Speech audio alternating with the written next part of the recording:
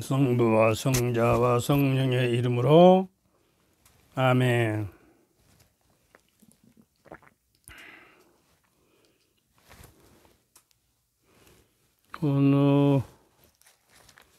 오늘은 성밀도에 나타나는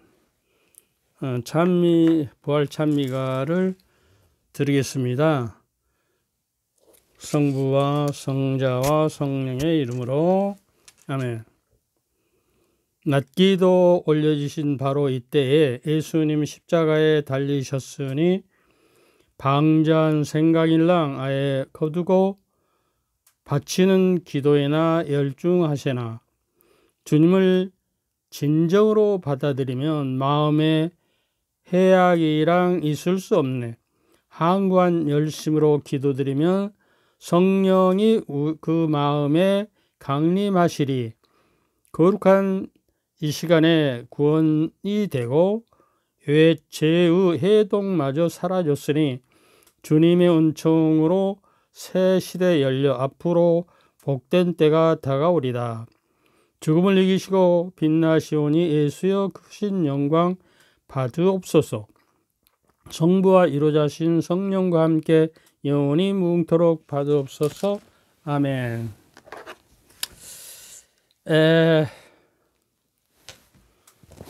부활식이어서 부활에 대한 여러 가지 각도에서 새로운 영성적인 의미에서 말씀드리겠어요. 꽃들에게 희망을 이라는 책을 여러분이 소식때나 하여튼 보셨을 거예요. 보셨다고 가정하고 이제 간추려서 나보다 더 아픈 세상의 꽃들에게 희망이 되는 부활의 삶을 살도록 부활의 능력으로 주님을 증거하며 선포할 수 있는 우리 되도록 하는 이야기를 해보도록 하겠습니다.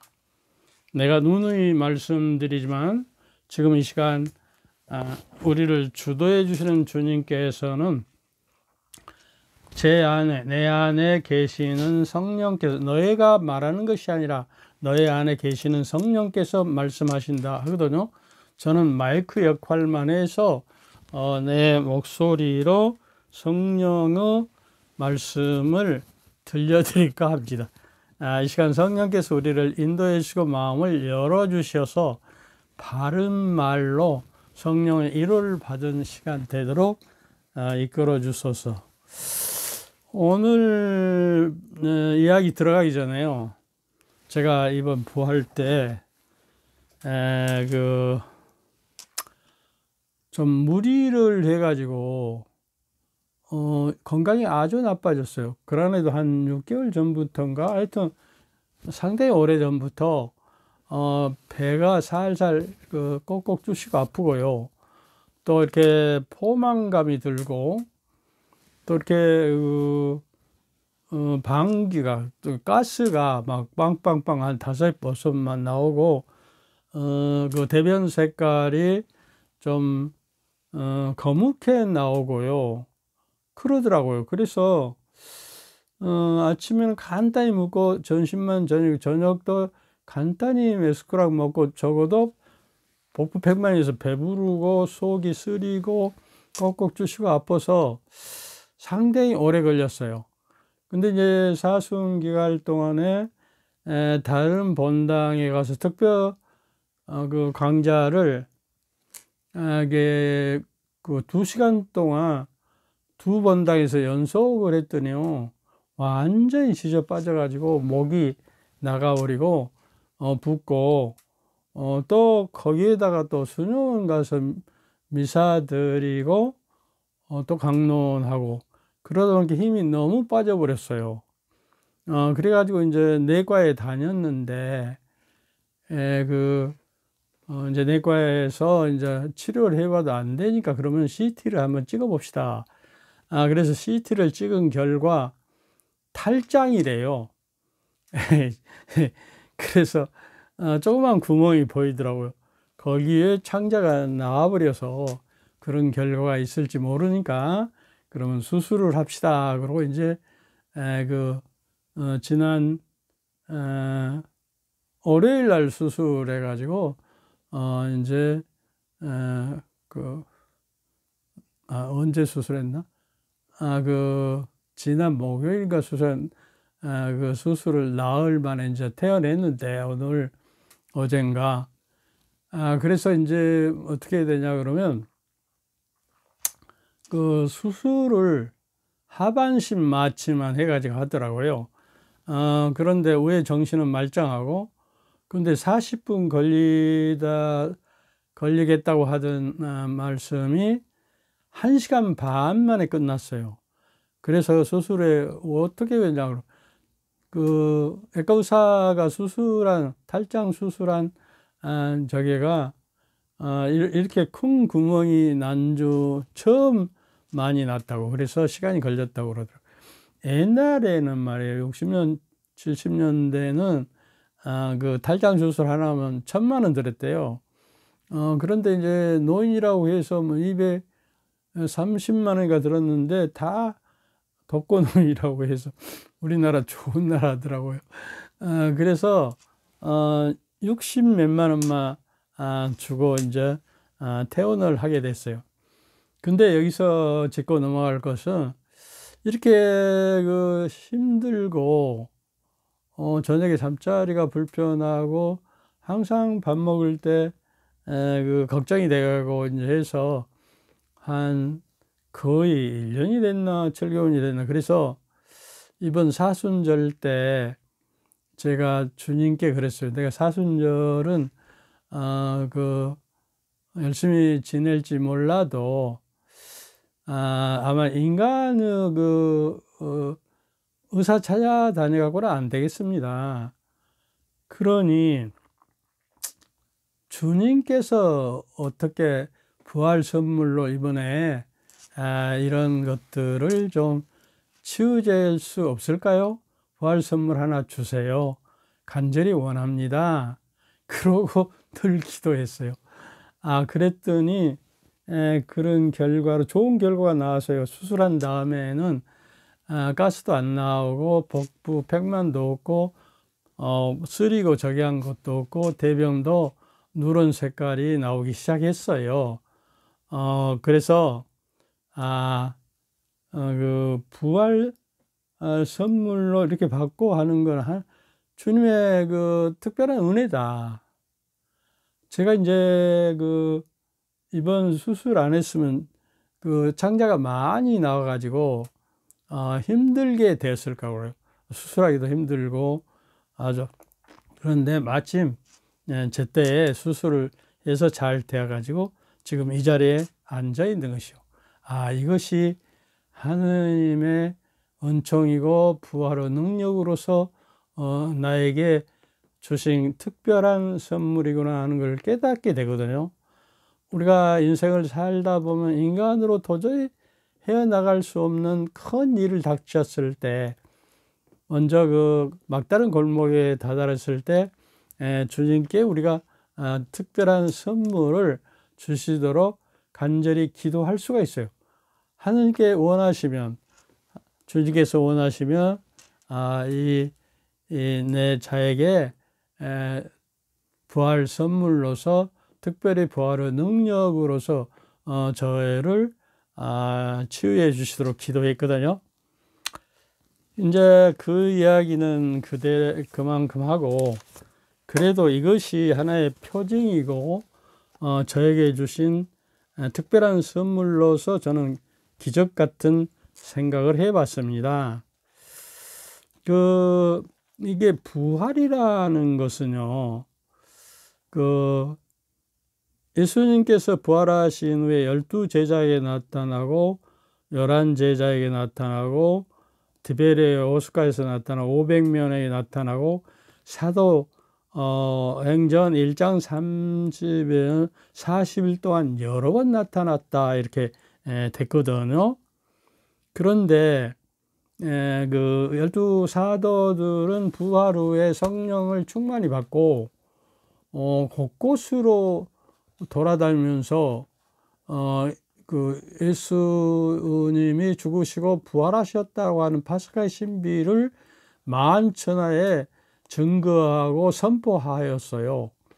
그러면 많은 사람들이, 믿지 않은 사람들이 예수님이 부활했다는 것이 믿을 수가 있냐, 인간 사이에서 그것이 일어날 수가 있느냐, 그러고 이제 거짓 적일 수 있다 이렇게 이야기를 했는데, 사도들이 거짓을 선포해서 거짓을 선포할 수 없는 것이 자기 목숨을 바쳐서 요한 사도 이외에는 전부 그것 때문에 순교를 당했잖아요. 죽음을, 자기 목숨을 걸고 증거했다고 말이요. 그리고요, 그 마르코복음이 맨 처음 쓰여졌는데 서기 65년에서 70년 사이에, 그러니까 예루살렘이 파괴되기 전에 이제 기록되었거든요. 그런데 그 당시에는 어려서나 노인들이나 실제로 목격자들이나 부활을 체험했던 사람들이 아직도 그 대부분 살아 있을 당시예요. 이제 복음을 거짓으로 썼으면 난리가 났죠. 그러고 그 복음, 부활을 체험한 사람들의 이야기를 현장에서 듣고 그 살아있는 사람들도 많은 사람들이 살아 있었다 그 말이에요. 그리고 어떤 신부님이 부활 강론 때 이 말만 하고 끝냈대요. 여러분이 이 자리에서 미사를 드리고 있고 사제인 제가 지금 미사를 드리고 있습니다. 그러므로 예수 그리스도께서는 고난을 당하시고 십자가에 못 박혀 돌아가시고 부활하셨습니다. 그러고 강론을 끝냈대요. 여러분이 지금 세례를 받고 회개해서 여러분이 지금 교회 멤버로 돼 있고 사제인 저희가 성품을 받아서 이제 사제직을 수행하고 있는 것 자체가 그리스도께서 부활하셨다는 증거라는 이야기예요. 그래서 오늘은 나보다 더 아픈 세상의 꽃들에게 희망을 주는, 근데 이제 벌이나 나비나가 꽃들에게 희망을 주죠. 암술과 수술에게 꽃가루를 전달해서 열매를 맺게 자손 번성을 해서 세상에 꽃이 많이 피어나도록 하는 데 희망을 주는 것이다 그 말이에요. 근데 이제 아인슈타인 같은 분은 벌이 멸종이 되어버리고 나비도 멸종이 되어버리고 여러 가지 그 매개 물질 벌레들이 멸종이 되어버리면 곡식에 열매가 안 일어나서 인간이 굶어 죽어서 곡식이 자라나지가 않고 열매를 맺지 않아서 인간이 멸망한다, 7년 후에 멸망한다는 그런 말씀을 하셨어요. 그래서 이제 이 꽃들에게 희망을 이걸 가지고 여러분에게 이제 간단 명료하게 내용을 설명하고 그 다음에 여기에 담겨진 그 영성적인 의미를 우리가 부활의 의미를 음미하도록 합시다. 여기 이제 내용이 보면 이제 그건 아무도 몰라 하지만 모두 거기에 가려고 서두르는 걸 보면 아주 멋진 곳인가 봐. 나도 빨리 가봐야 할 것 같아. 그러니까 이제 여기 그림에 보면 그 애벌레들이 길을 쓰고 애벌레들이 모여서 서로 발받침이 돼서 이렇게 꼭대기로 올라가려고, 그러면 이 꼭대기에는 무언가 있을 거라고, 그러나 구름에 가려 있고 아무것도 있어요. 그래서 이제 여기에 나무를 짓밟고 올라가다가 숨 막혀서 죽기도 하고 높은 데서 떨어져서 죽기도 하고, 그럼에도 불구하고 많은 군중이, 많은 애벌레들이 서로 몸을 부비고 짓밟고 남이 죽든 말든 밟고 위로 울레로 올라가라는 이 그 열망, 욕망, 인간의 욕망이죠. 높은데 명예와 부와 부귀영화의 그 권력과 높은 자리에 올라가려고 서로 아기다툼을 하고 올라가는 현상이죠. 그래서 여기 서로 거기에는 뭔가 있을 것이다. 그러니까 저렇게 길을 쓰고 올라가고 죽게 아니면 살기로 올라가지 않나, 이제 그러는 거예요. 그 다음에 이제 또 어떤 내용이냐면, 어떻게 하면 이제 그 나비가 되죠. 날기를 간절히 원해야, 하나의 벌레로 사는 그것을 기꺼이 포기할 만큼 간절할 때 나비가 된단다.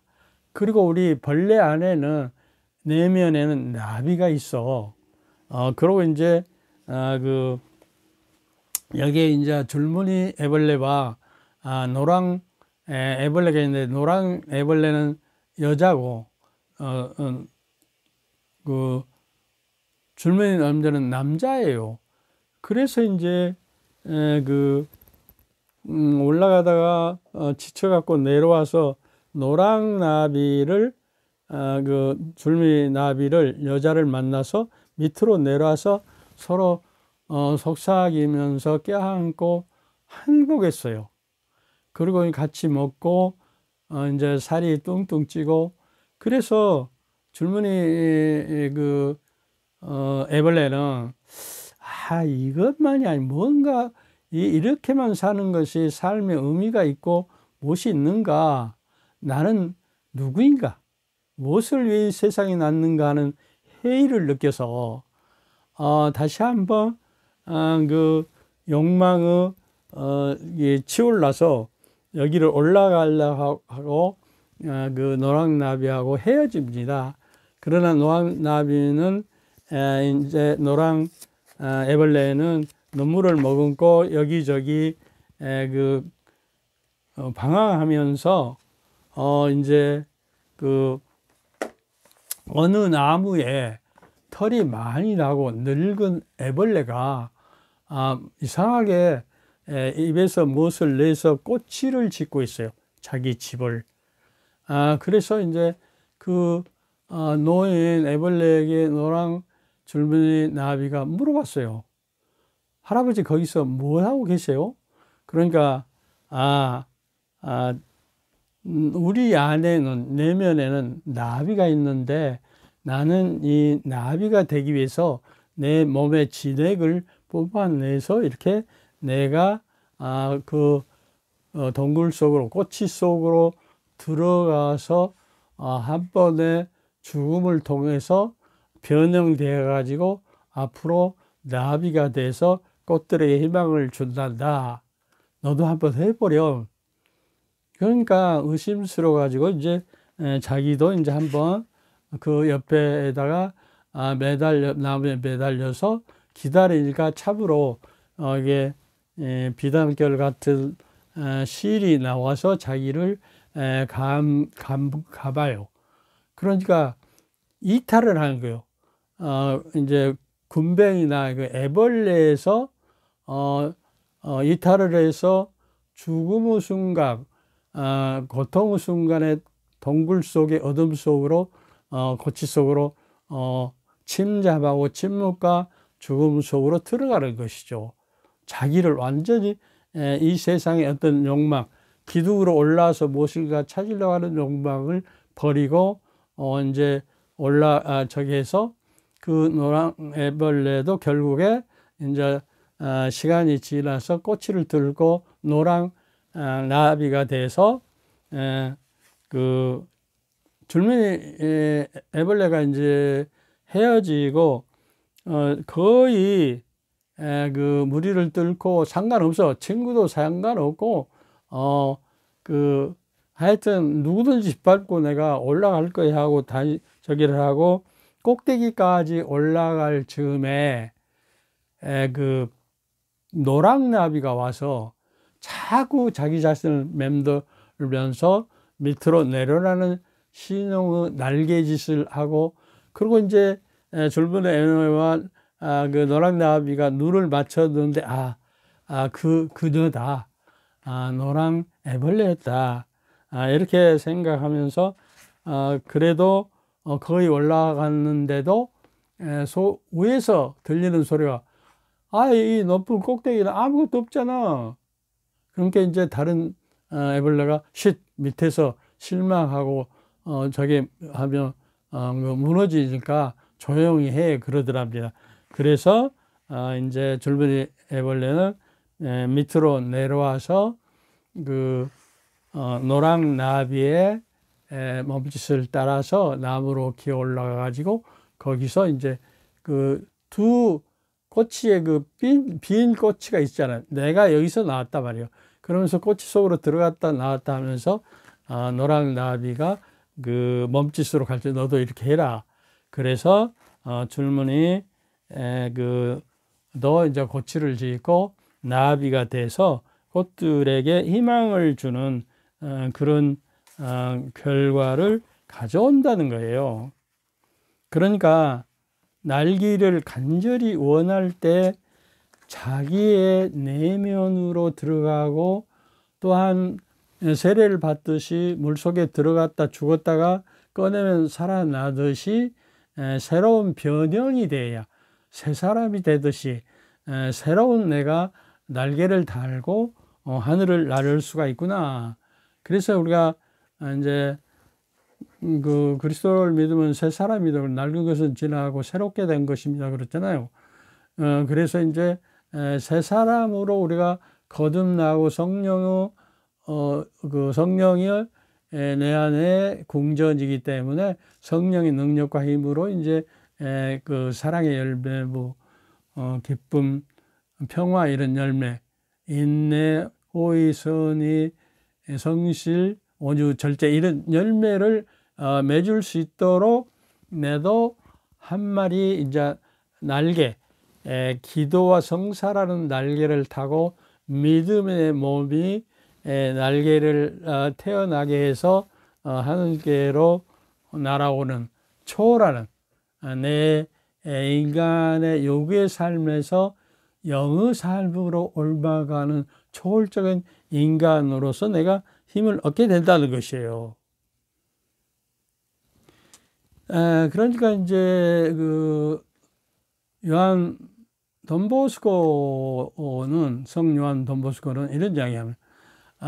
새가 높은 가지 위에서 즐겁게 노래를 하고 있다.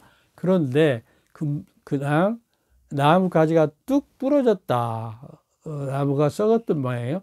뚝 부러졌다. 그러나 새는 놀라지 않고 날개가 있기 때문에 호를 창곡을 나르면서 노래를 계속하고 있었다는 이야기예요. 여러분도 그 성령의 능력과 힘으로 그 하느님께 상승하는 날개가 돋아나고 있는지, 한쪽 날개만 났는지 두 날개가 났는지, 우리는 이 사람을 섬기러 오신 주님을 우리가 섬기기 위해서는 이웃을 섬기고 이웃에게 자비를 베풀 때 나도 자비를 받아서 하나님의 나라에 갈 수 있다는 거예요. 그러니까 그 간절히 원해야 된다고 그랬잖아요. 그런데 시편 63장에는 어떻게 이야기를 하냐 그러면 그 하느님, 내 하느님 당신을 애뜻이 찾나이다. 물기 없이 마르고 메마른 땅, 이 몸은 당신이 그립나이다 하는 갈망이 있어야 돼. 메마른 땅처럼 비를 기다리는, 물을 기다리는 간절한 소망이 있으면 날개가 나오는 거예요. 하나님을 향하는 날개. 그리고 믿음, 소망, 사랑의 향주도, 하나님을 향하고 오자 하는 열망에 마치 그 해바라기 꽃처럼 태양을 향해서 열망하고 태양을 쫓아가서 한시도 버리지 않고 태양이 있는 곳으로 향해서 가듯이 향주덕이 있으면 그 내면의 날개가 나올 수가 있다는 이야기가 되는 것이에요. 그리고 이제 세 번째, 꼭대기에 조그맣게 속삭이는 소리가 이곳에는 아무것도 없잖아. 올라갔던 자기들이. 그러나 또 다른 목소리가 조용히 해, 이 바보야. 밑에 있는 놈들이 듣겠어. 우린 지금 저들이 올라오고 싶어하는 곳에 와 있단 말이야. 여기가 바로 거기야. 줄무늬 어벌레는 몸이 오싹해 갖고 이 말을 들었습니다. 그렇게 높은 곳에 있는 곳에 전혀 고귀한 자리가 아니었습니다. 밑바닥에서 볼 때 대단히 높이 보였지만은 아무것도 없는 허상이었어요. 그래서 줄무늬 애벌레는 새삼 깨달았습니다. 그동안 높이 오르려는 본능을 얼마나 잘못되었는지. 꼭대기에 오르려면 기어오르는 게 아니라 날아야 한다는 것을 알게 됐어요. 이제 그래서 새로운 가치관이 생긴 것이요. 자기 삶의 의미와 가치관이. 그리고 나는 누구인가? 참 자아를 찾기 위해서 이제 새로운 세상으로 나아가는 것입니다.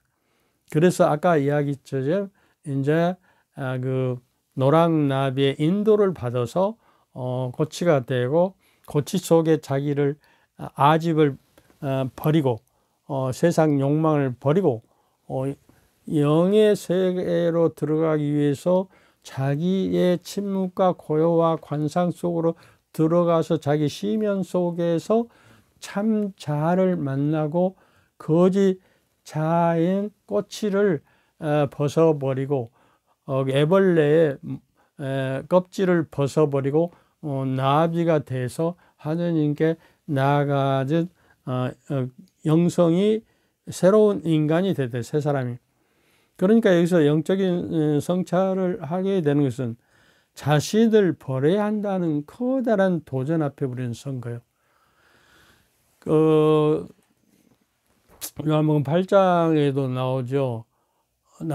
내 뒤를 따르려면 자기 자신을 버리고 십자가를 지고 나를 따라야 한다. 이제 루카 보면은 날마다 나를 버리고 제 십자가를 지고 나라에 따라 날마다가 있어요. 날마다가 아니면 안 되는 거예요.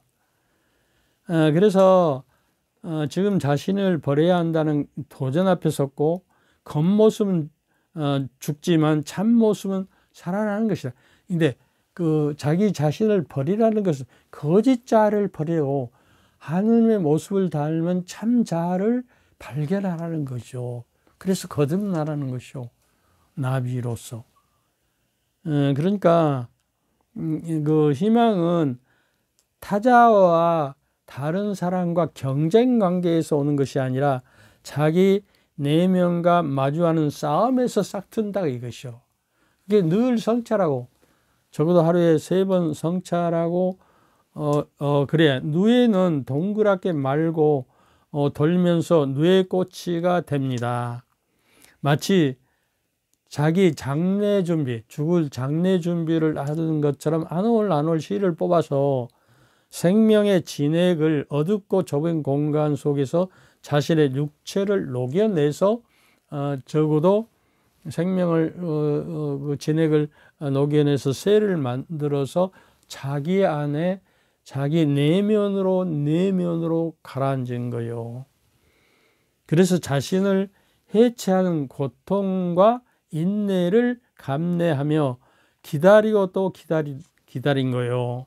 기다린 거 우리는 적어도 참고 인내하면서 마침내 미세한 틈을 헤집고 온몸을 다하고 에너지를 쏟아 부어서 단단한 벽인 꼬치를 찢어내고 날개가 세상 밖으로 나옵니다. 여기서 또 주목할 이야기가 있어요. 그 뇌꼬치가 이제 그 연구자들이 이제 기르면서 보니까 속에서 뇌가 외로 나오려고 발버둥을 치고 그 연약한 저게로 이렇게 찢고 앓트고 이렇게 해가지고 빼꼬라미 그 구멍을 내고 나오려고 몸부림치니까 안타까워서 연구자가 핀셋으로 그걸 찢어줬어요. 그러니까 쑥 나왔어요. 그런데 그 날개를 다 이제 애벌레가 세상에 나왔는데 날지를 못해요. 왜냐 그러면 자기 혼자 힘으로 그것을 그 고치를 찢어내려고 발버둥을 치고 온갖 능력과 힘을 발휘해서 발버둥 칠 때 그것이 운동이 돼서 근육이 생겨가지고 날개짓을 할 수 있었던 것인데 그걸 갑자기 찢어져 보니까 그런 운동 시간이 없었어요. 이것이 아마 마마보이들의 운명인가 싶어요. 어머니가 이것저것 다 하고 누에꼬치도 다 찢어주고 그냥 그 대학 갈 때도 선택 다 해주고 정보도 다 알려주고 가만히 있으면 다 이렇게 해줬단 말이에요. 그러니까 어머니 뜻대로 따라가다 보니까 자기 뜻을 잊어버리고 자아를 발견하지 못하고 자기를 발전시키지 성숙하지 못하고 행복한 인간이 되지 못했던 거예요. 자신을 그러고 마침내 생명의 씨앗을 뿜는 나비가 되어서 밖으로 나옵니다. 그래서 밖으로 나온 나비는 어떻습니까? 이곳저곳 돌아다니면서 사랑의 열매를 맺어주죠. 암수를. 그러면 꽃이 고맙다고 꿀을 내주는 거예요. 그걸 먹고 나비는 행복하고 남을 사랑을 나누도록 섬겼으니까 꽃들을 섬겼으니까 행복하고 그 꿀맛 같은 인생을 살아가는 거죠. 그래서 옛날에요. 지금은 이제 제대에 쓰는 초도 전에는 밀랍으로 만들었거든요. 밀랍이 뭐냐 그러면 뭡니까? 벌들이 이것저것 사랑의 열매를 맺도록 해주면 꿀을 주지요. 그럼 그 꿀을 먹고 살고 이제 여왕벌레가 꿀을 먹고 일벌레보다 크대요. 그러면 많은 알을 낳아서 번식을 하게 되지요. 그런 의미에서 사랑의 결과라고 해서 밀라 그 꿀을 짜내고 찌꺼기로 이제 밀초를 만들었던 거예요. 그래서 제대초로 썼던 거예요. 그걸 우리가 상상하면서 초를 상상하면서 자기를 자기 몸을 애태우고 꽃을 피워내는 자기 자신은 작아지고 불꽃은 커지는 그러한 원리를 촛불에서 우리가 발견할 수가 있는 거예요. 이것도 초 한 자루에서도 우리의 영성을 발견할 수가 있는 겁니다. 마르코복음 8장 34절에는 예수님께서 제자들과 함께 군중을 부르시고 그들에게 말씀하 누구든지 너희들을 따르려면 자신을 버리고 제 십자가를 지고 따라. 그런데 이제 자신을 버리고 날마다 제 십자가를 따라야 한다라고 루카복음 9장에는 이야기를 하고 있습니다. 이 말은 뭐냐? 낡은 인간을 땅에 속한 인간을 벗어버리고 그 굼벵이나 애벌레 못을 벗어버리고 자기가 날마다 실오라기처럼 고통의 그 고치를 만든 그 십자가처럼 나무라는 십자가에 붙어서 고치를 만들어서 그 나무에 붙여 놓을 때 거기서 이제 그 껍질을 벗고 새로운 나비의 형태로 변형되는 것이요. 우리가 그리스도를 믿고 그리스도를 따른다는 것은 그리스도의 모습으로서 우리가 변형되어 간다는 것을 의미하거든요. 그래서 결국에는 내가 그리스도화되고 신화되는 거예요. 데이피케이션이라고 그러죠. 그 신격화되는 거예요. 우리가 그리스도는 인간이면서 신이기 때문에 하느님이기 때문에 그리스도를 통해서만 그리스도의 신성에 우리가 참여하게 되는 것입니다. 그래서 그 다음 시간에는 참자와 거짓자에 대해서 우리가 좀 자기 자신을 보고 낡은 인간과 육에 따라 사는 인간이 아니라 영에 따라 살고 그리스도인답게 살며 하나님의 모습으로 변형되어 가야 한다는 의미를, 내가 참자가 되지 못하고 거짓자가 될 때는 하느님 앞에 설 수가 없는 것이에요. 진선미 자체인 분의 감히 거짓자로서 설 수가 없고 그리스도께 하느님께 나아갈 수가 없는 형편에 도달해. 그러니까 내 자신을 있는 그대로 나를 인정하고 나를 찾아내는 여행을 해야 하는 것입니다. 여기까지 합시다.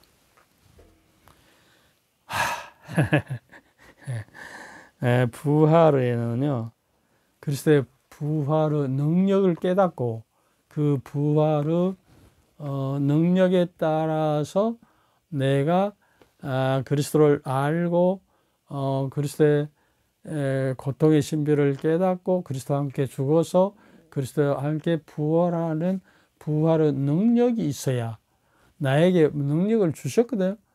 그 성령의 능력으로 말미암아서 내가 그걸 해놓을 수 있는, 성령이 우리가 누구인지, 성령은 하느님이에요. 성부 성자에게서 바라시는 바로 하느님의 그 분이에요. 그래서 그분께서는 내 안에 애타게 나를 대신해서 애통하시면서 나를 대신해서 하느님께 간구해 주시고 계시는데, 그 분의 그 간구와 내 기도 간구가 합쳐서 하느님께 올라가는 기도를 드려야 하는 겁니다.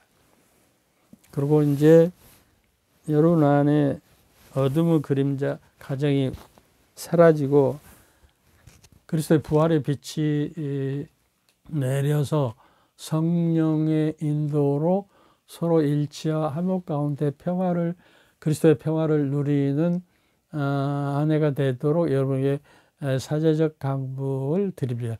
주님께서 여러분과 함께 또한 사제의 영광, 전능하신 전주 성부와 성자와 성령께서는 여러분과 여러분 가족 모두에게 축복을 내리시어 길이 머물게 하소서. 아멘. 감사합니다. 감사합니다. 감사합니다. 감사합니다. 감사합니다. 주